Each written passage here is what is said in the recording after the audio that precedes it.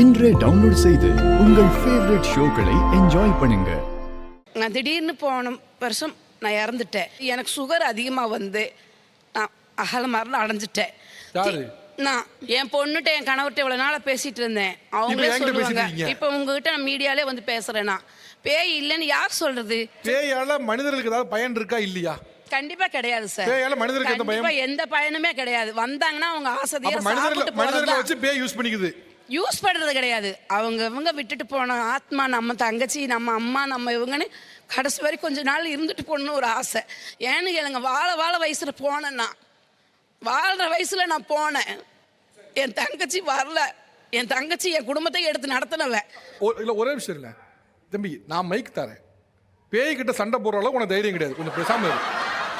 என்னப்பா பேய் சிரி மொத்த என் உடம்புல வந்து 15 பேய் வந்து அடிச்சு வரத்துனது. 15 பேயா? ஒரு உடம்புல ஒரு பேய் வந்தாலே பேய் ஆட்டம் ஆடுவாங்க. 15 பேய் வந்துச்சு. எப்படி ஒரு ஆள் 2 ஆள் 47 பேர்த்த தூக்கி போட்டு மிதிச்சிருக்கேன். கரெக்டாக 16வது நாள் காரியம் நடந்து முடிஞ்சிடுச்சு. வந்து இந்த ஆள் நீங்கள் நம்புங்க, நம்பலைன்னா விட்டுடுங்க. அப்படியே நிஜ ரூபத்தில் ஆகாயத்துக்கும் பூமிக்கும் இங்கே செவுத்தில் நின்றுட்டு என்னை அமுக்குறான். அமுக்குறான்.